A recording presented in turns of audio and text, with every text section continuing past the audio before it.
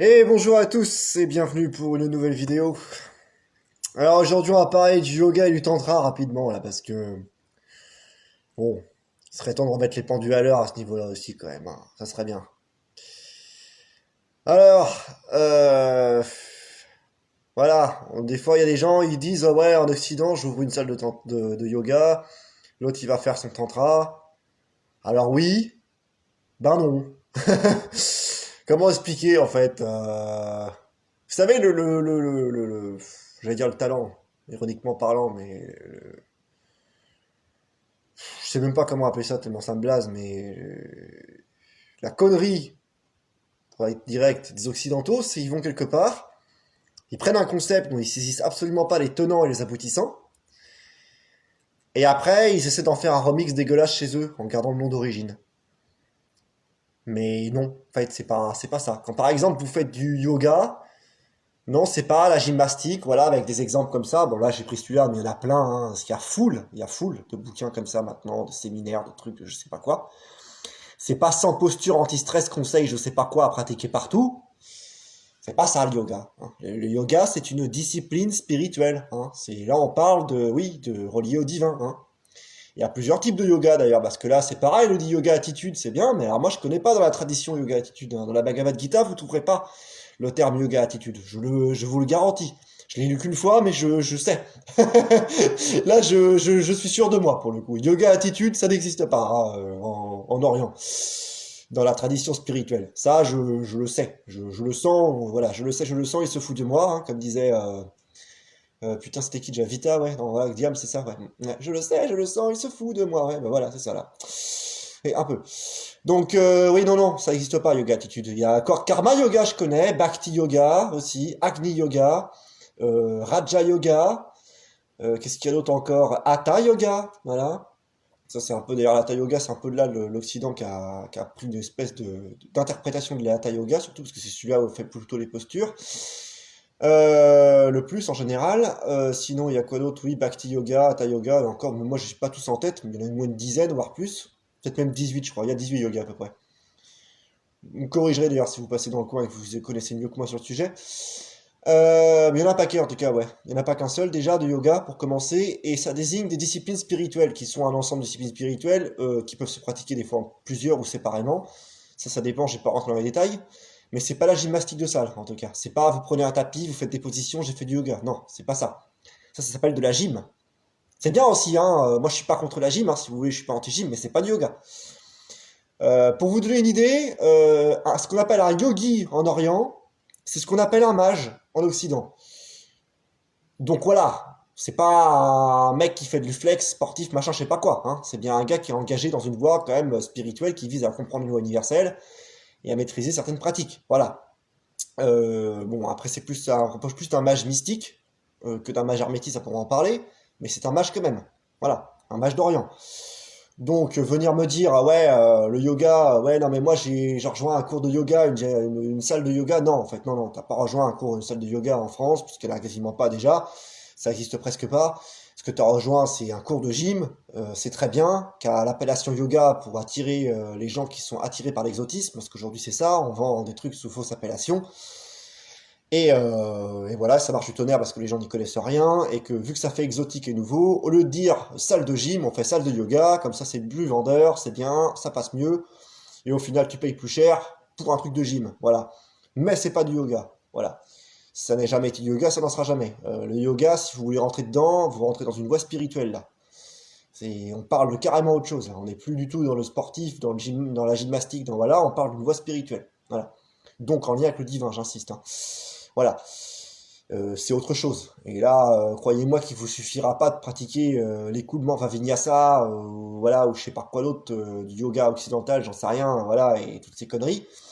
Ça sera un peu plus compliqué, hein, parce que le yoga, il est avant tout, comme disait André Van Nisbet, il est avant tout mental, déjà. Il se passe déjà dans le mental, dans le psychisme aussi. Il agit à tous les niveaux, le yoga. Voilà, sur tous les points. Donc c'est pas seulement dans le corps physique. Par exemple, vous avez le karma yoga. Bon, vous allez me dire, c'est quelle position on pratique dans le karma yoga? Bah aucune, parce que c'est pas un yoga qui se fait avec le corps, comme beaucoup d'autres d'ailleurs. Le karma yoga, ça vise à purifier son karma, en fait. Voilà, ou à éviter d'en engendrer aussi. Voilà. Donc, vous voyez, déjà, pour faire une salle de gym qui fait du karma yoga, il va falloir y aller, parce que c'est pas de la gym. Déjà, il y a plein de yoga, on pratique pas de position, hein, en passage, hein. Je fais un petit aparté là-dessus, parce que ce serait très long à traiter comme sujet. Ça nécessiterait toute une vidéo. Mais c'est surtout le hatha yoga, en fait, où on utilise des postures, en fait. Toujours en connexion quand même avec le mental et une idée spirituelle derrière, hein. Voilà, c'est pas juste les postures, déjà. Mais c'est le hatha yoga, on fait beaucoup de postures. Parce que dans les autres, c'est des disciplines spirituelles en soi, mais il n'y a pas de posture, en fait, dans la plupart déjà. Voilà, hein. C'est peut-être pas le seul, le hatha yoga, il y a des postures, mais c'est un des rares, en tout cas. Parce que sinon, vous faites pas de posture, en fait. C'est une discipline de vie, en fait. C'est... Genre, je sais pas comment expliquer, moi. C'est, oui, ça va être des exercices spirituels de méditation avec les éléments, tout ça. Bah, ce qu'on fait, nous, en hermétisme et en mystique en Orient, enfin en Occident, excusez-moi. Voilà. C'est pareil. Je vous dis, un mage en Orient, on dit pas un mage, on dit un yogi. Voilà. Bref, je pense que c'est clair. Maintenant, vous ferez vos recherches hein, en complément, et vous verrez que ce que je vous dis, c'est pas des conneries, contrairement à ce qu'on vous raconte tout le temps. Hein, hop. Après, vous avez les trucs là aussi. Alors attendez, on va faire une petite recherche pour se marier vite fait. Hein, on va changer l'image. Parce que je vais faire une double vidéo, j'en profiter. Même si c'est pas une double qu'il faudrait faire, c'est carrément une plus que quadruple, de triple, de mille. Parce qu'il y a tellement de sujets détournés par les occidentaux que là c'est carrément voilà. Le tantra seul ou en couple. Voilà, le tantra. Alors là, c'est, vous voyez, voilà. Qu'est-ce que voilà, amour, tantra, sexualité, voilà. Bon. Alors, comment vous expliquer? Voilà. Le tantra, en Orient, c'est une tradition déjà qui se partage seulement à l'oral, parce que c'est super voilà, protégé, c'est des secrets et tout. C'est pas pour rien, parce qu'on peut pas faire n'importe quoi avec. Et l'équivalent occidental du tantra, c'est la kabbale.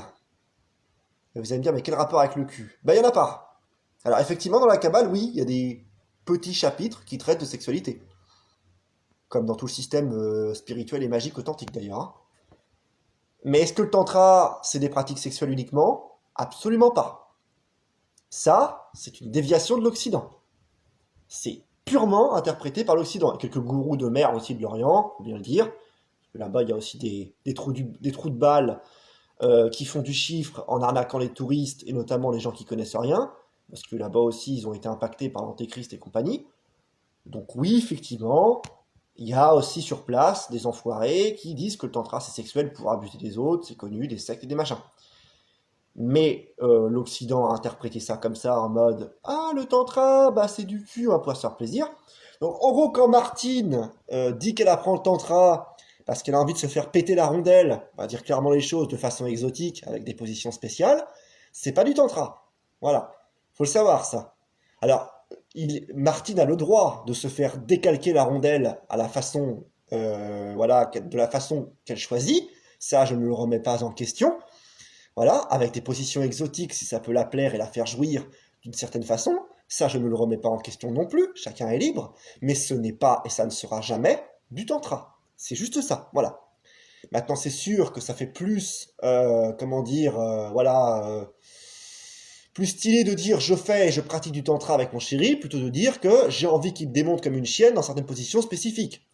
Oui, ça je suis d'accord, voilà.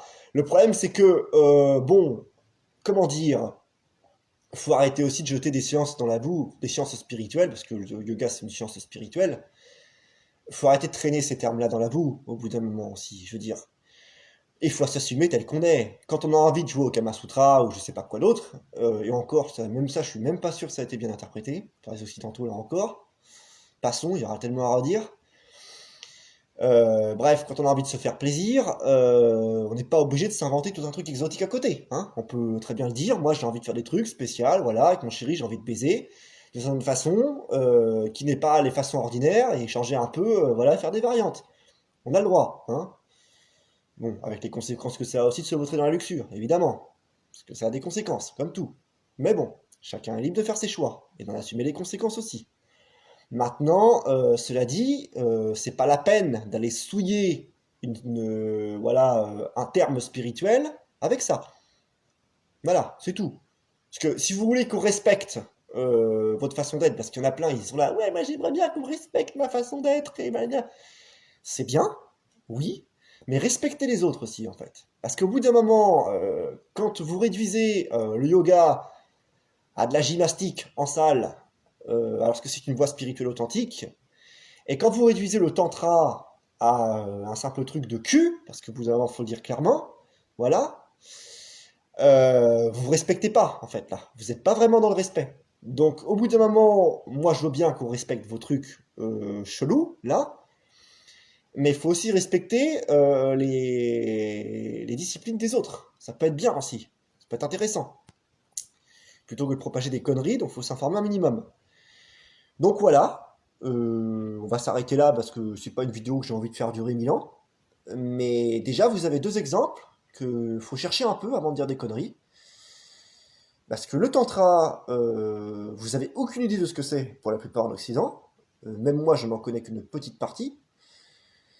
Déjà, pour trouver des bouquins sérieux sur le sujet, il faut se lever très très tôt. Il n'y en a que 2 qui existent en langue française. Voilà. Maintenant, c'est pareil. Ces 2 bouquins sérieux en langue française qui disent dessus, c'est une petite approche du tantra. Vraiment une toute petite. Hein. C'est absolument, c'est pas grand chose. C'est un petit travail de... Voilà, parce que je vous le répète, ce sont des traditions orales. C'est comme la véritable Kabbale. Alors oui, même si celle des Juifs, il y a une partie orale aussi secrète. Là, je parle de la Kabbale universelle. Le seul qui a couché ça sur écrit et qui en a couché une partie, c'est France Bardon, dans son 3e livre. Ce qui a fait dire à beaucoup de gens d'ailleurs que ce n'était pas de la Kabbale.